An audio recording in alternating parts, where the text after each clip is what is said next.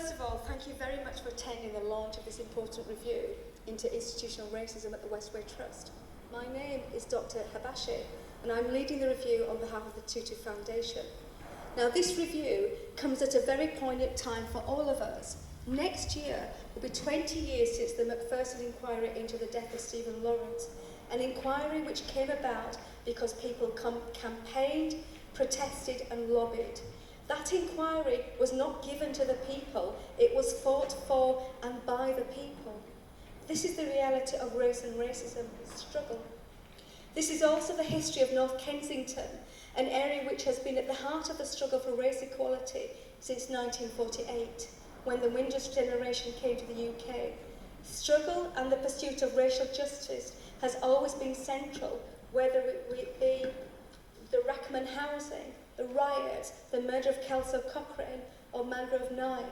We are here today undertaking this review nearly 20 years after a seminal inquiry which brought into public consciousness institutional racism, an inquiry we were told was a watershed in race relations in the UK, because organisations like Westway 23 and people here like Niles, Toby and Enzi campaigned, protested and lobbied for racial justice in relation to the provision of services, funding and opportunities to gain benefit from the land under the Westway. Bevan Powell took a strategic lead in recognising the need for a review process, and as part of its aspiration to be a leading partner in the community, the Trust listened, reached out, and so we are here. This review is important as it's your opportunity to tell us about whether institutional racism has existed, exists within the Westway Trust, and if so, how it has manifested and its impact on the communities served by the Trust. We have developed the review process by establishing and sustaining the Community Advisory Group to the review, which is, as Niles and Alan have said, is jointly chaired by them both. And we are very privileged to have members of that group here today: Sakina, Alex, Malcolm Phillips and Angela Spence, and unfortunately Miss Lee wasn't able to attend today. We have a review advisory board which ensures that the way that we conduct the review is robust, and I'm delighted that Charles Critchlow has taken the time to join us here today. We have developed a review process which is based upon the principles of integrity, trust and confidence, and as part of this we have spent valuable time in ensuring that members of the community are enabled to fully participate in the review process, which is in 3 stages: evidence and decision making, and this process started on the 31st of July. Now the second stage is, so this is the public call for evidence. So what we're requesting from you all is that you look at this document very carefully. We've developed a series of questions around key processes of the Trust, around community, around around access to services, funding, service opportunities, and employment, and then the future recommendations. And what we ask of you is that you submit your evidence and your testimony about the questions that we've asked. And you can do that in 2 ways. You can either go through the portal and submit your evidence, or we also have a free phone address that you can send your evidence to.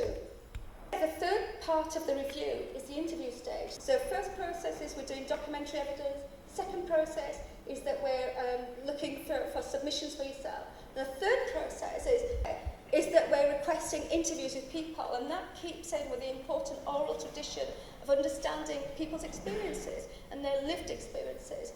You can either book your appointments with me electronically, and those interviews will start from the 21st of January to the 20th of February.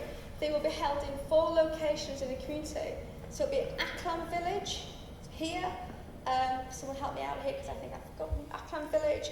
They will be also the Westway Trust, Kensington and Chelsea Social Council, and the Venture Centre.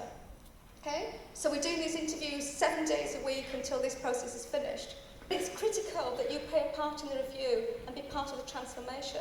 So you can use this to book interviews with me, but you can also contact the Secretary of the Review, Christina Clear, We're very user-friendly people. We do not bite. We're accessible. So you need to just contact us with any queries or queries that you might have in terms of how you can enable you to participate in the review.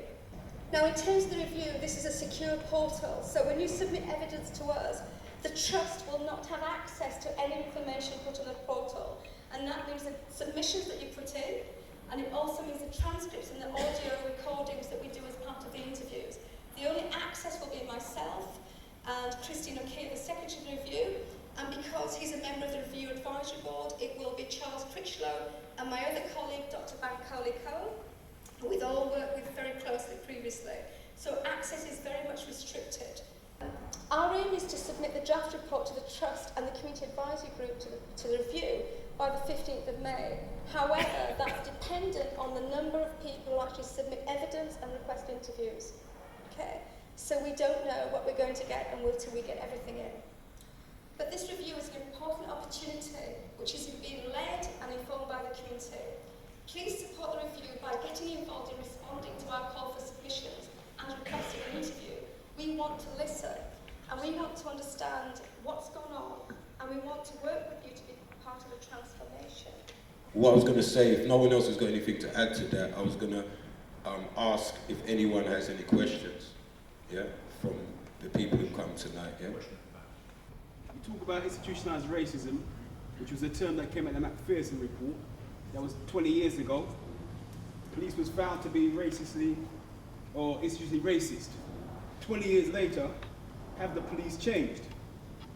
After the evidence came out, 20 years later, same police force, same systems. So my concern is that after this inquiry goes on and the findings come out, I already have my opinion, how will you make sure that the systems are put in place to actually act upon this? I'm going to say something before I pass it to Alan, but I'll talk for myself, basically, yeah? We're not just involved in a process that's not based upon our own self-empowerment already. If you get what I'm saying? Whether the trust decide to change or not, change is coming, yeah? And we're already in a process where we're here, in this place where we are now. We don't have a license, right?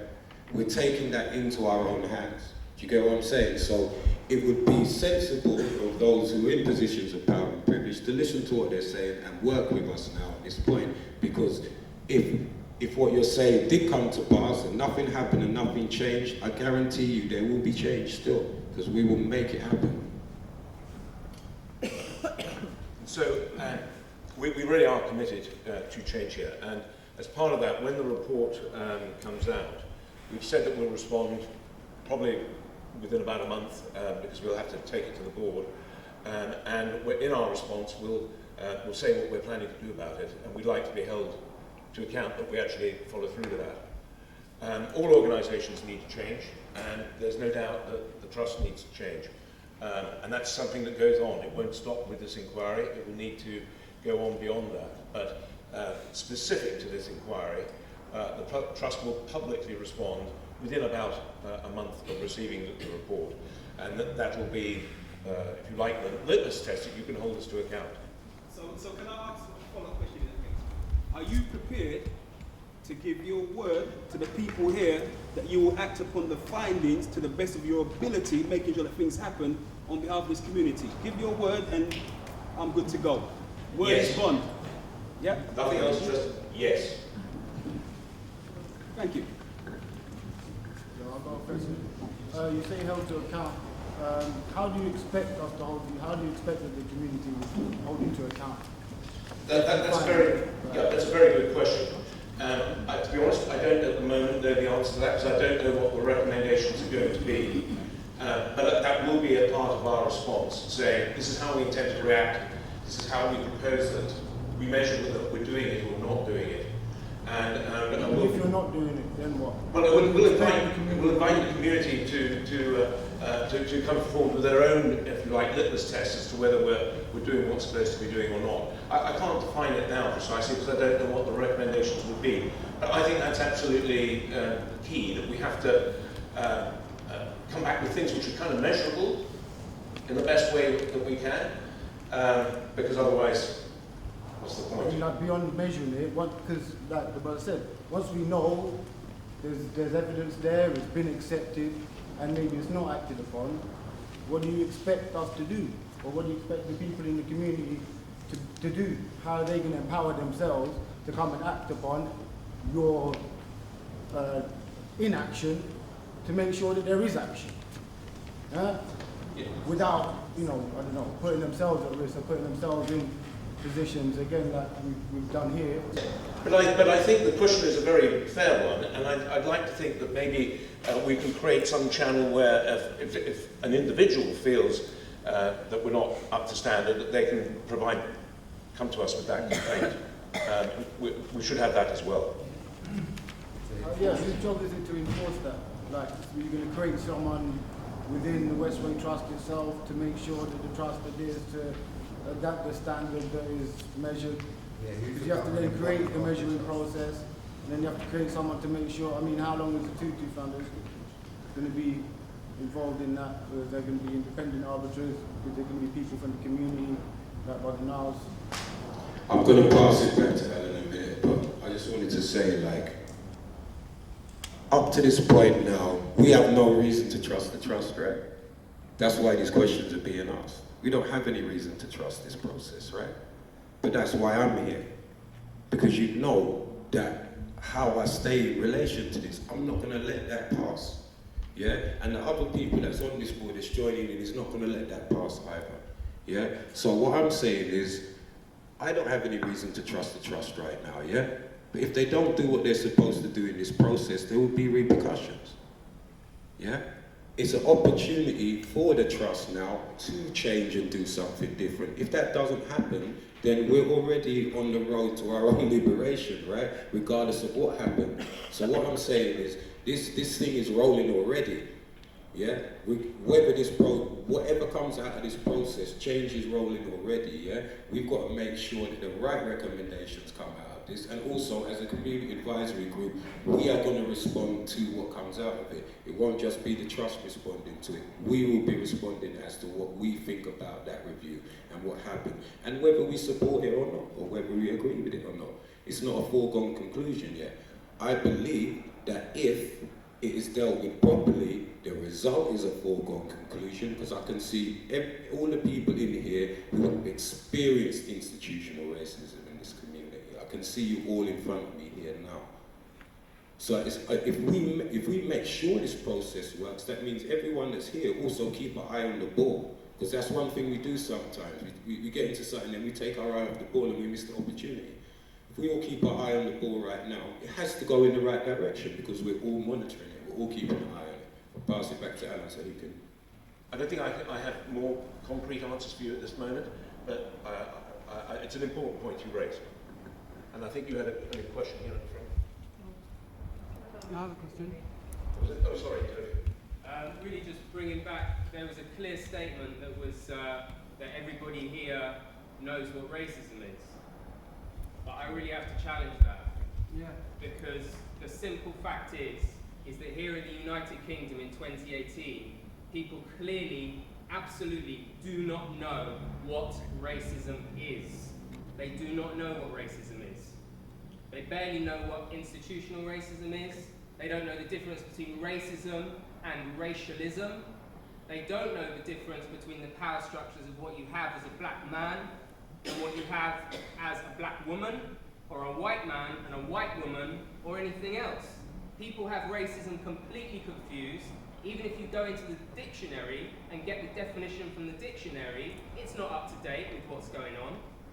So every time you start bringing up racism as someone who lives it, who experiences it, as somebody who deals with it on an emotional level, as someone who deals with it on a mental or intellectual level, you're in another world.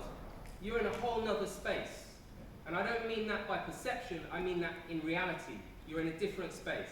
Now, in 2016, at the AGM at Bevington School, you were challenged on racism. You were challenged on your knowledge, your specific knowledge on the Equalities Act. And you stood up, Alan Brown, and you stated that you hadn't even read the Equalities Act, that you didn't even know the wording of the Equalities Act. So what we have is someone who's being told to look at racism and told to look at this issue of equalities, who is leading an £8 million organisation in one of the most deprived areas in the country, and you don't know the basics of the law around it. You actually accepted that, but you didn't know that. And that's just one instance. So we have a serious problem here in the UK where people simply think that racism is calling me a nigger and calling me a gollywog, yeah, which I've had enough in my life. But it goes so much beyond that, so much further than that. And so I really think that this review desperately needs to actually address our fundamental lack of knowledge and understanding of what race and racism is here in the UK. And until we get that point, people like yourself have got no chance. So when you asked me about the Equalities Act, rather as if I asked you to quote the Companies Act to me now, I wouldn't expect you to be able to do that. But what I would ask you to acknowledge, and if you think there's something fundamentally wrong with the process that we've described, please raise it. But we are doing the best that we can. We think we are. Niles has overseen this process all the way through. If there's anything concrete in it that you think is badly constructed, if you may not have had a chance to look at it yet, then bring it forward. But in good faith, we are doing our best here. I hope it works. I hope it satisfies you, and I know that's a tough hurdle to cross. As somebody who worked for the Octavia Foundation, I had to sit through 4 equality and diversity trainings in a 2-year period. So I imagine as the chair of the Westway Trust, and your employees would be privy to equality and diversity training, and therefore would be versed in the Equality Act. Toby cites it, and you ask him about Companies Act, and then say, no, and then you say that he asked you to quote from it. It's not true, Alan. If you want to go into this, that type of dialogue. that training as well. Yeah, but then you are aware of the Equality Act. Well, yes, but I'm telling you that I thought the question was about the detail of it, which I certainly But there's institutional... Understanding the basic principles of the Equality Act and the protected characteristics, I certainly did. And it talks about institutional discrimination in the Equality Act. It's one of the ways it manifests. I've got 2-part questions. Obviously, we're in a community that a lot of youth and all of this is a lot of violence. What does the trust actually do for these, for the youth and all of that? I don't even know. That's one part of my question. I've got another one. Okay, so we can get that out in more detail. There's all sorts of programs. There's apart from the grants programs, there's the supplementary schools program, there's the green spaces, there's the crash facilities. Does the youth, because I'm young too, but do the youth know this? Obviously, I don't see them going or attending these things. I think that's a very good point. And is it something that the youth would even want to do? Is it something forced on them, like we've got this space here, if you don't use it, you don't use it? Like how you're doing this review, is there any review happening with the youth? Because that's who really, all of us are kind of bored, like it's the youth that really need that push. So what are the trusts doing in that? Because obviously the youth ain't going to their letterbox and reading all of this shit, they ain't doing none of that. How is that communication? So as I said, there is an outreach program through the schools. There is obviously the fitness centre as well, which I'm sure you're familiar with. Are we doing enough? Quite possibly not. I'd like to think we can find more ways. I agree with you that the youth is a very special issue at the moment, and the more we can do, the better. One of the reasons, by the way, why I'm delighted to see the Grenfell Tower Boxing Club back into proper premises. But I think you make a good point. There's a lot of misunderstandings to point all the things that the Trust actually does, so it'd be good to get that communication out. My question is just that actually some of the points you raise that we have to include in our submission are quite complex. So for example, or maybe that's just me, you've asked things like, do you believe that the provision of Westway Trust services and funding have been fair and equitable to all? Now, does that require that we have access? Is it just the Westway website to find out what services they actually provide for us to help us to make a judgment on that? I mean, we can use personal experience, obviously. Yeah, but we also, to be honest, for it to be in any way scientific or, you know, valid, we need to know what services that they have been expected to provide, or what they are responsible for at the moment. And I mean, I can find access to that. Hopefully, I'm just asking, is there any way you can sort of point people to where they can find the answers if they're going, oh, what do they do? What services do they provide? Who sits on their board?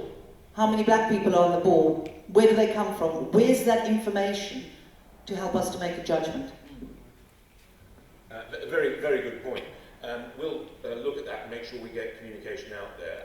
A lot of it should be on the website, but we ought to make it easy for people to access that. And also something that has been pointed out to us quite recently is that it's not necessarily as easy to get the answers to those questions as I think you would like. There's an enormous amount of detail in things like the report and accounts, but it's not very digestible. So I think in terms of the services that we provide to be able to answer that question, we'll work on getting a straightforward communication out there. We'll find some way of informing you as to where you can find it. If you've been denied, you've had bad service, or you've been denied opportunity or access, that is an opportunity for you to put your story forward in terms of how that has affected you. Because this is what it's about. It's about us actually relaying our experience, how this has affected us and it's going over the last 50 years, yeah? Right? So some of those questions, yeah, it might be hard to answer them in a wider sense in terms of what you're talking about, you're right. But I think that some of them are framed in a way to be able to trigger, to be able to people to be able to say, oh, this was the service I was providing, I wasn't satisfied with it. This is what happened when I tried to get access and I couldn't get access. So that is as important as, I'm not saying what you're saying isn't important, but it's as important for us to actually think about how we engage with the process in terms of what's happened to us, and look at also those questions framed. Because if there's no frame for a question that someone needs to ask, we need to look at that too. We need to create one, right? And the questions are as well, the questions are a guide. Those are things that you need to look at. These are the things that we're specifically looking at in terms of this exercise.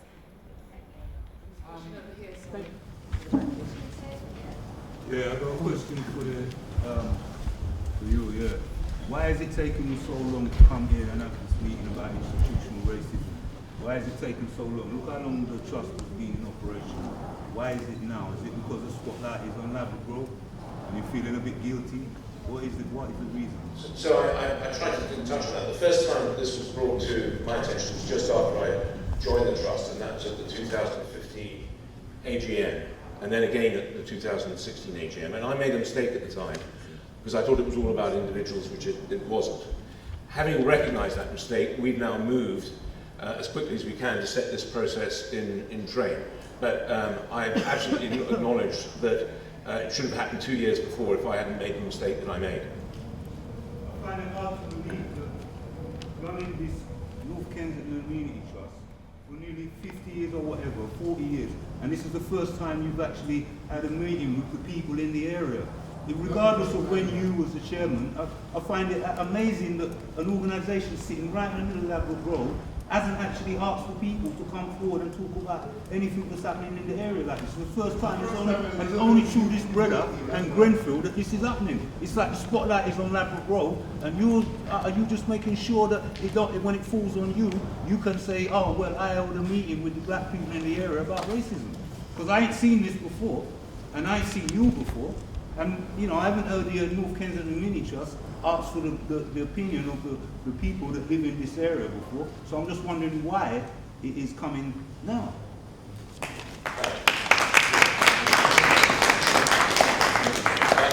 It may well be, and you will know better than me, because you've been involved in it for much longer, that the trust has not communicated as well as it should have done with the community at large. That may well be. I can't speak to that. All I can say is that I'm absolutely convinced that we need to do this. It may be late. No, I'm sure you are, because there's a lot of pressure on you, but that doesn't answer the question. And you're in charge of an organisation that has been in Labrador Grove for I'm not going to repeat myself, man. It's like you're failing to understand the questions that I'm asking you. Why has it taken so long for anybody, not just you, but anybody, going right back to Roger Maitland in the 70s, to actually approach the community? Yeah. It can't be answered because there's never been any desire to do that. I mean, cover up things, right? That was the answer. Like, the reality Why don't you is, just stand up and say that, man? Why don't you just stand up and say, don't know, he's never had the desire to do it? Let's start with, if we're going to start with the truth, let's start with the truth. You know what I mean? Let's start with the truth, man. You're coming up here, but I've asked you a straight question. Why didn't you just say the housing trust didn't care, the Community Trust didn't care about the people that much? They ain't really bothered and they didn't have the desire. I would have accepted that. you see, can I just add to that the question that you asked, why is this happening now? It's because we forced the issue. It's because we forced it. It wouldn't be happening unless we forced it, just like the fact that we're in this building because we forced it. Yeah? I want the community to know that this is real. You understand? We're not here, I'm not going to talk in no corporate language or start moving in a different way because we're doing this process. We're going to be the same people we've always been. And this process is either real or it isn't real. But we have a responsibility now that we're at this stage to make it work for us as a community, right? Let's make it work for us, yeah? And put up what we have to put on the table so that becomes historical fact in this country, that this is what happened on this land, yeah? So no one can ever deny it again. And going on, adding to what Toby said, I agree. We said we've been talking this in the meetings and people don't really hadn't had a proper discourse and understanding on what racism actually is, yeah? That goes back to the definition of institutional racism. Before that, it was only discrimination that was recognized, yeah? Right? We're in a place now where we have to start talking about the global system of white supremacy. Because that is at the root of our problems. It's part of the reason why the educational system is the way it is, the prison system is the way it is, and every other institution is the way it is, because it was historically set that way through pseudo-science. Do you understand what I'm saying? This is the process. This is the thing. If this man knows what white supremacy actually is, most people think white supremacy is just Nazi Zeke Highland. It's this man's institution. He won't admit to what white supremacy is. We're dealing with racism, which is a byproduct to every non-white person. But white supremacy, he needs to educate himself on what that actually is. I agree with you, and I think that is the process that we're actually involved in as well. I'm not going to these meetings and not talking the way that I'm talking right now, yeah, bro. well, I hope so. Right? You know, we put in Haile Selassie's speech as part of the terms of reference. Yeah? Do you get what I'm saying? And we're challenging those systems that are set up already by trying to put in more reference that updates it from where McPherson left it. So it's not just left where McPherson left it. We know what it is. He doesn't know.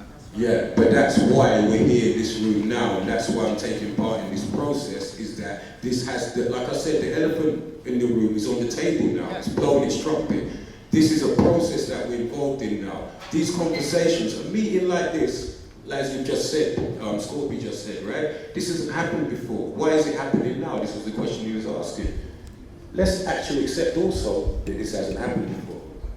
A member of the community had to rectify this leaflet itself, because from my point of view, from how I read it, it's really focusing on the public image of the Westway Trust, and the secondary thing is institutional racism. So how are we even starting when someone from the community has to go out of their way, because we're already out of our way. I mean, like, this trust is like, they are like taking every single bit of energy from this community. I mean, every time you read or you look around, there's another thing that we have to counter or correct or challenge, and we already know Grenfell's enough, yeah? So, you know, we've had to say, you know, we put institutional racism at the top because have your say doesn't say enough. So, and I'd like to go back to the point that the man was making, that what made you, you know, start this process, because I don't think it's enough to say that you didn't understand the terms of, you know, the accusations. For me, it's a wrong starter. It's like, again, we've had to address this actual flyer. So where's the confidence in that?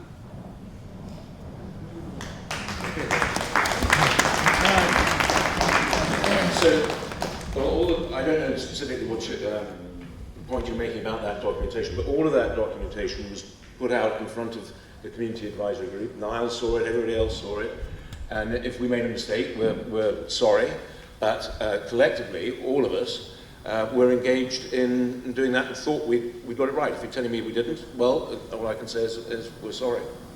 Sorry, can I just say, the flyer did not say that there was institutional racism.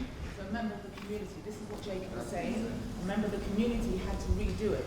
It's when I've spoken to someone from Westway Trust, a junior member, it's like when the idea of saying institutional racism, it's like, we can't put that on there. It's like, why not? Call a spade a spade. This is what it's about, institutional racism. And we need to not be afraid of actually saying that and looking into that, because we can't say that at this stage, then it makes a nonsense of it. And just one other point, what you were saying to Toby, comparing it to understanding company law with you understanding running a charity and understanding the Equalities Act. That's kind of. He was asking me to quote the Equalities Act. No, which you I couldn't do. You said you were aware of it. You said you had. The main issue with institutionalized racism is the dialogue. Okay, the discourse between both parties. It's always unequal. On one level it's condescending, it's arrogance, and it's spoken from a place of privilege. And if you're entering this process, you have to be able to listen. Yes. You have to be able to hear. And that's a two-way process, isn't it? No, I'm not hearing you right now. I've been hearing the Westway Trust for 50 years. Yeah, for 50 years, everybody in here is a black person and who has suffered has been hearing the Westway Trust. We've been listening, we've been living it. We felt it. And we're here today to answer your question because it ain't worked. It hasn't worked. So when we're talking, you're not hearing what we're saying. And that's from personal experience.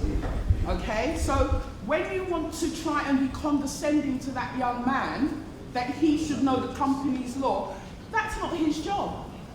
You work in a multicultural community, it's in your remit that you know the Equal Opportunities Act. Okay, it's within your job remit, you're not charged in your job. You don't come and be condescending to a platform that is supposed to be explaining and answering institutional racism. Learn the dialogue you need to have to converse with us first.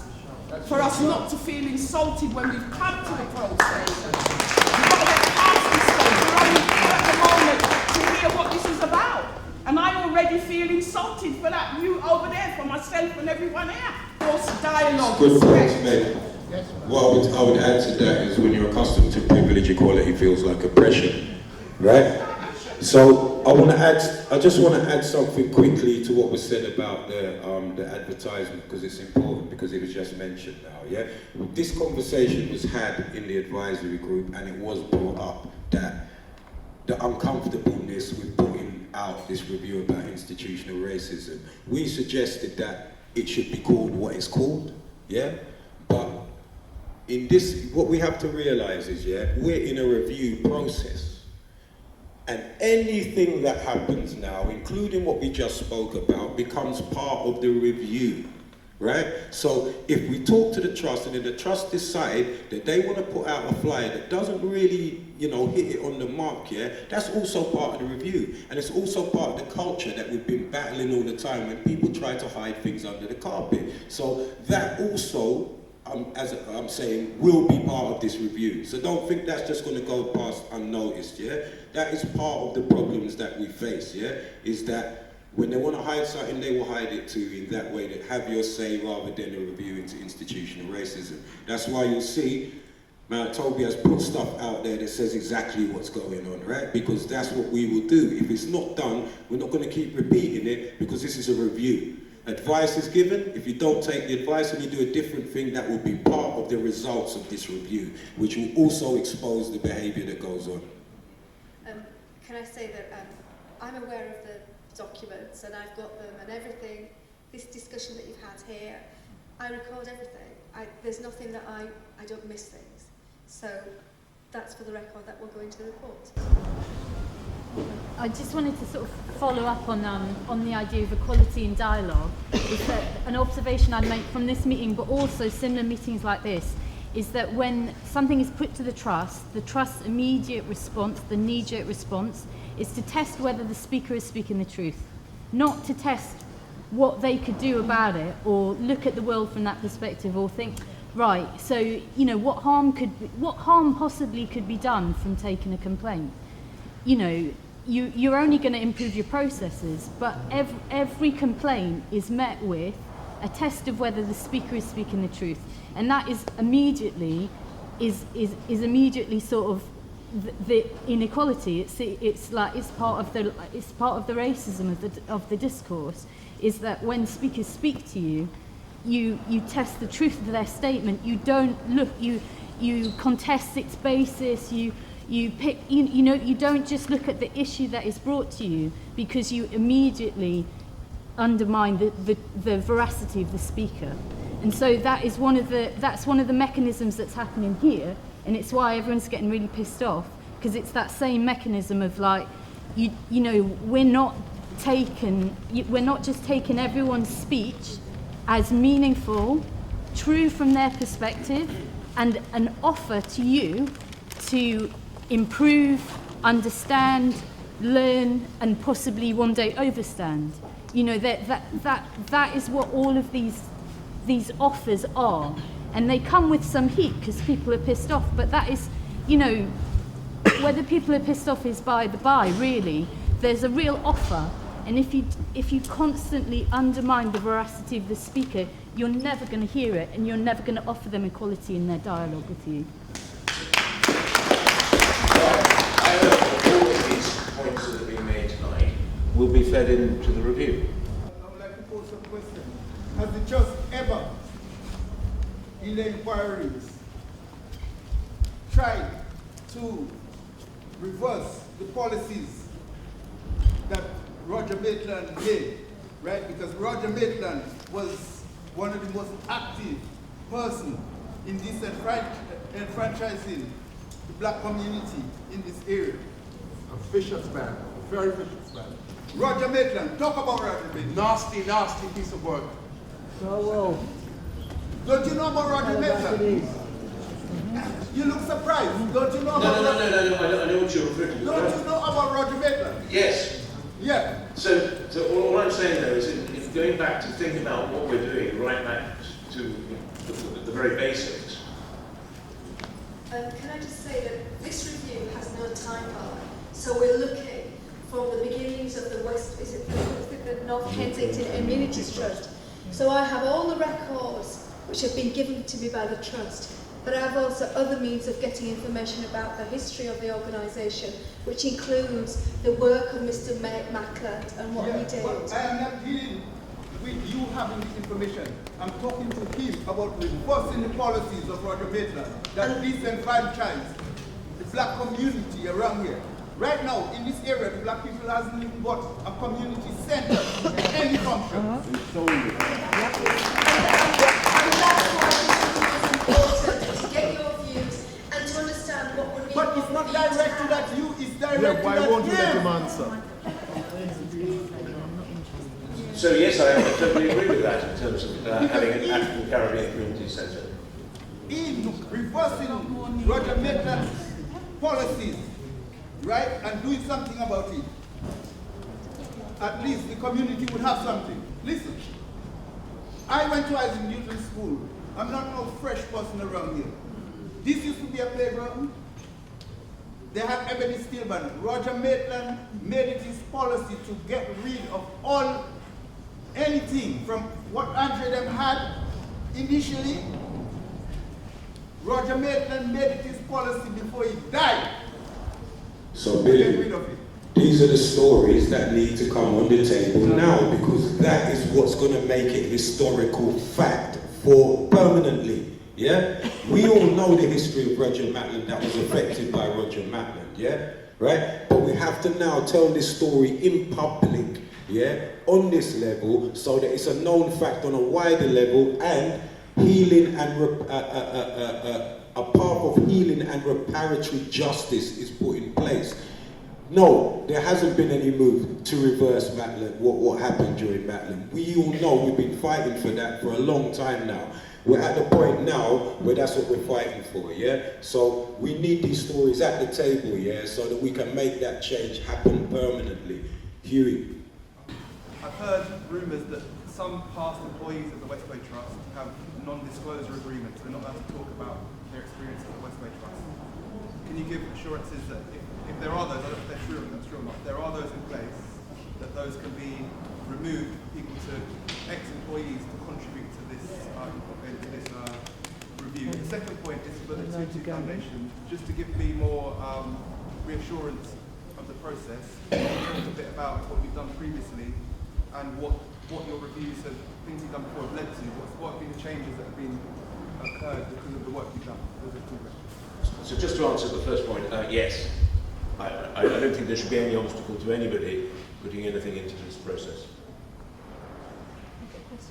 Do you feel that you should actually...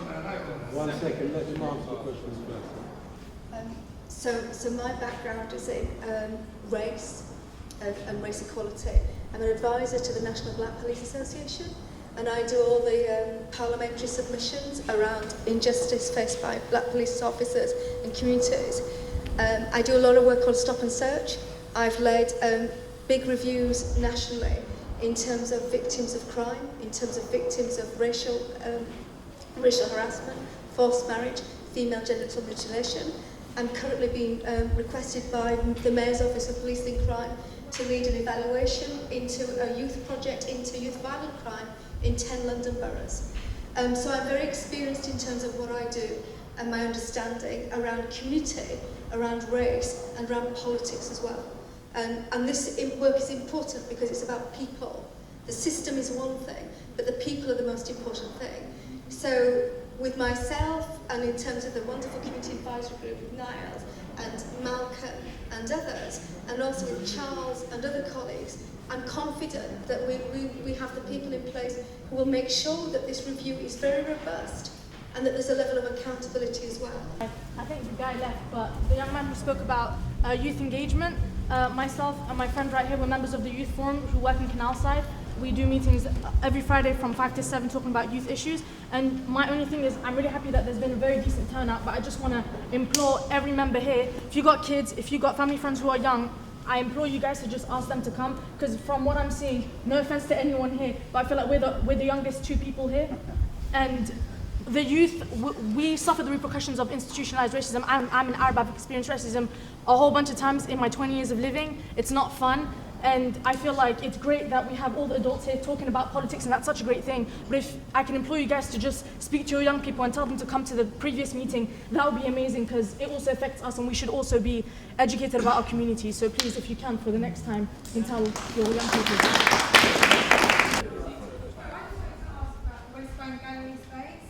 It used to be a fly-over space, which is a real fantastic functioning community space. It was taken out of the hands of Huey and other members, and now it's an absolute tragedy.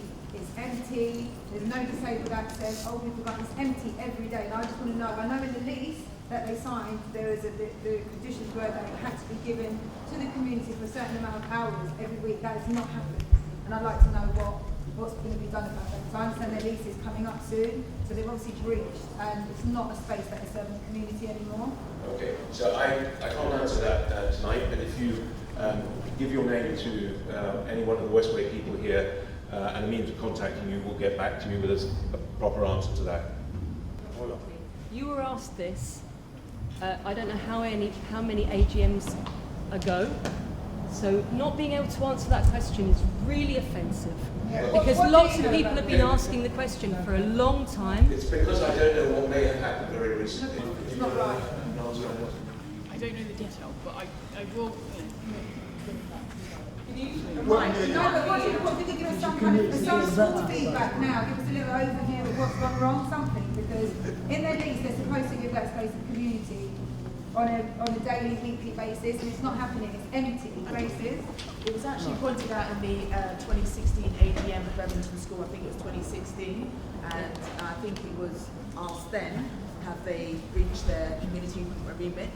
So that was pointed out like 2 years ago. It was admitted that they did, but I think what Rosita's asking, what we want to know is... Yes, no, I quite agree. I just don't have the current data. I don't want to mislead you by giving you any incorrect information.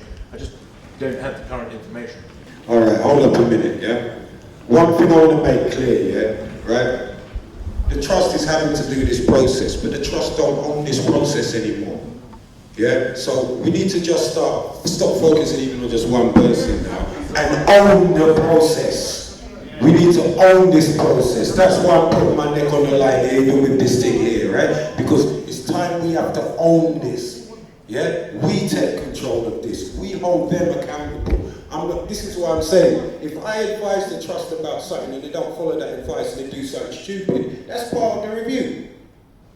Do you get my point?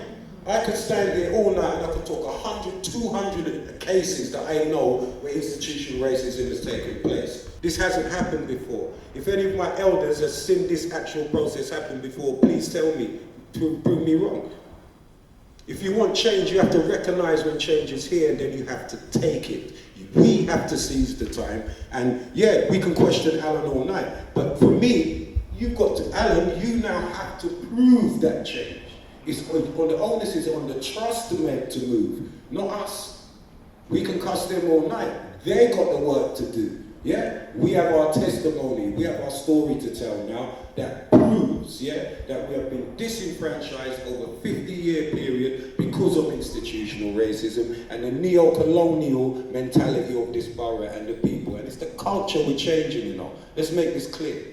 It's about changing the culture of the trust, the way that they operate, because it affects the whole community. It don't just affect us, it affects everybody. Well, for promotions being put out, and you can only say we consulted with Niles, for me that's not good enough. You don't represent the entire community. So your board of reference needs to be wider, can I suggest? Okay, and that's no disrespect to nobody, but that wouldn't have happened, all right, because that's a ridiculous situation to be in. That first part of the question is about the leaflet, about the meeting. A lot of people didn't know about this meeting until a day ago, until this afternoon, until this evening even. So how far and how wide is this really going? Do you understand? I'm a member of the Westway Trust. I haven't had an email, I haven't had a call, I haven't had nothing to say this meeting was taking place. I got it on WhatsApp and Facebook.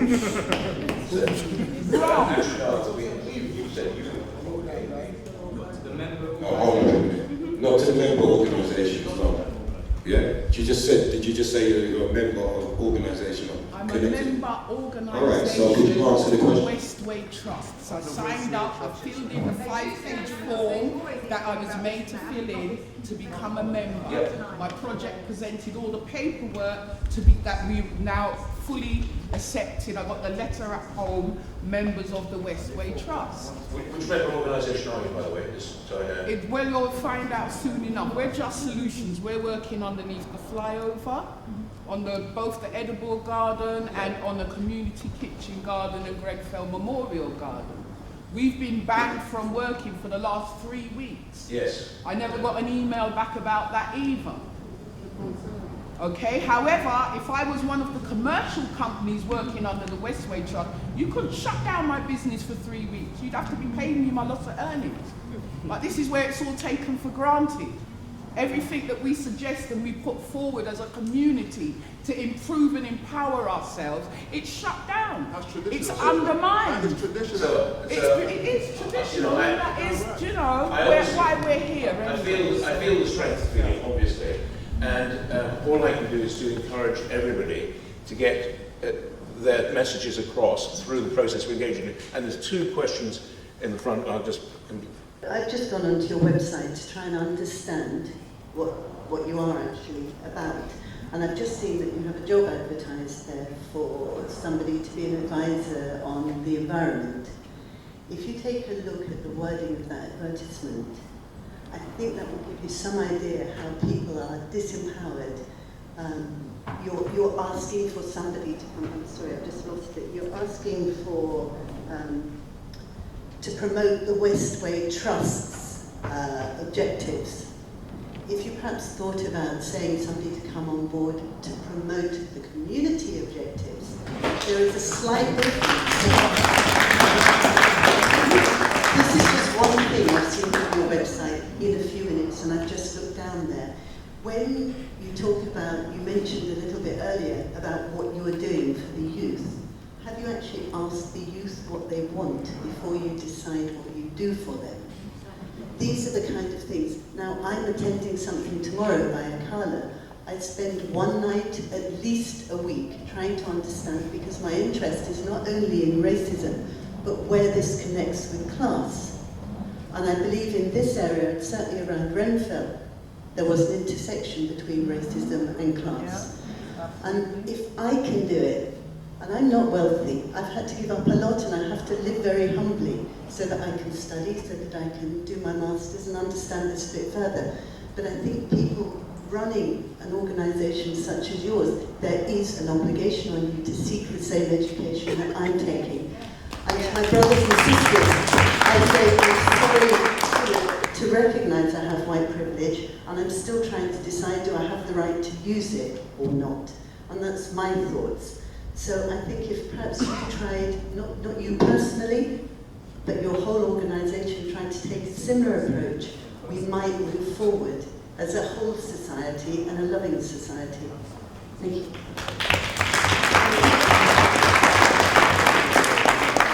If you're seeking to get a broad-based and diverse opinion from a diverse section of the community, what outreach is being done to get to people that aren't going to get to meetings like this, all those old ladies sitting at home who aren't going to get out, or the teenagers who are not going to bat an eyelid or going to throw your leaflet away?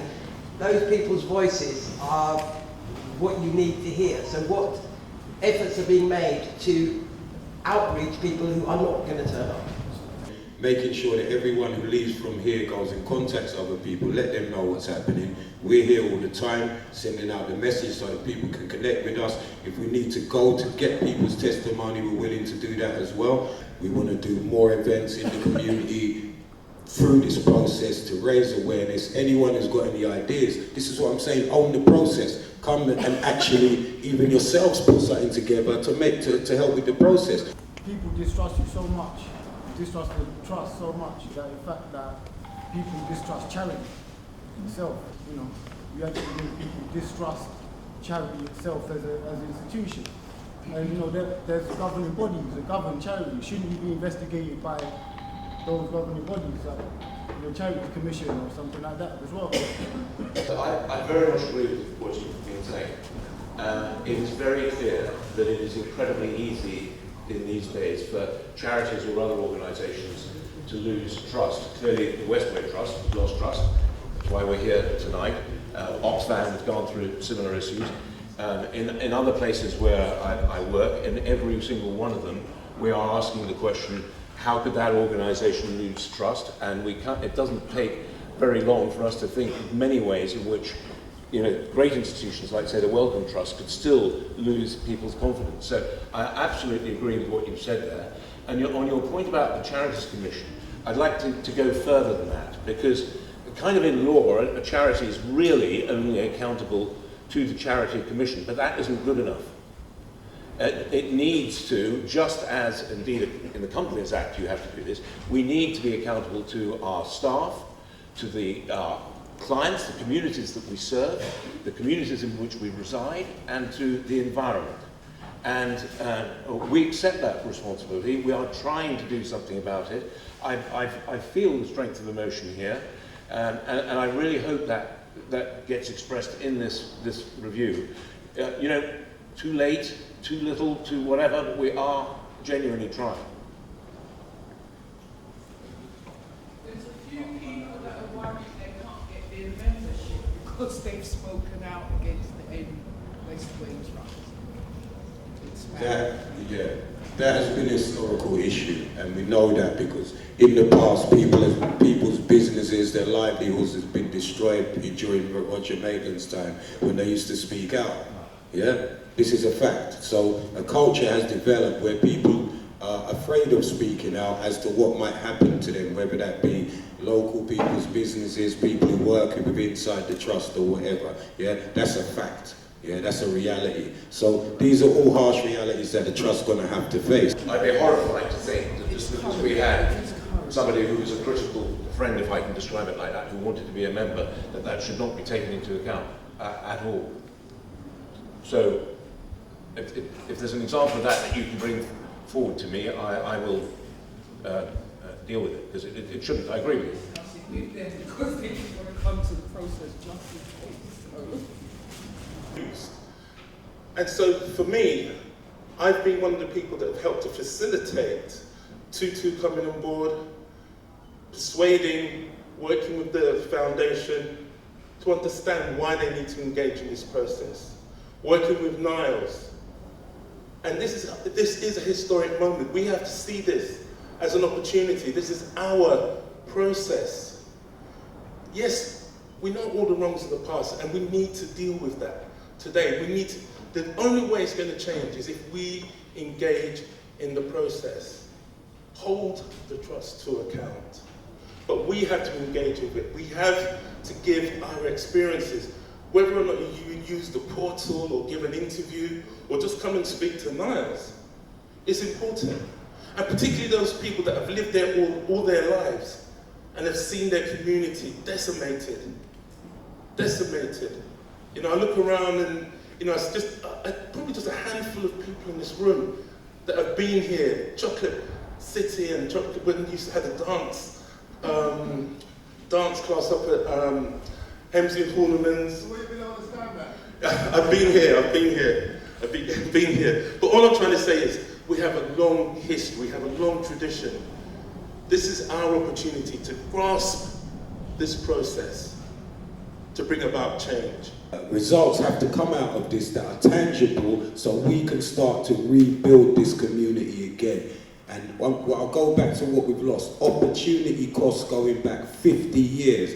How many people lost, how many young people have not been passed on the skills? How many young people have not been able to start their businesses because of what happened at Bay 20? I wanted to start talking about Bay 20 when it was mentioned earlier, because both the Trust and the BBC came up here and I showed them the evidence of Bay 20 and they still went and did what they want to do and still come here and talk about it's a positive thing. That's just one issue we could talk about for an hour. We don't have time for that now. What we got to do now is take control of this process, get the information in, and make change happen here now, once and for all. It's been too long. It's been going on for too long. It's not acceptable no more. Yeah? If you agree, say Asheo. I say Asheo. All right, bless it. So let's move this thing forward, yeah? But get involved. Get involved, yeah? Bless it.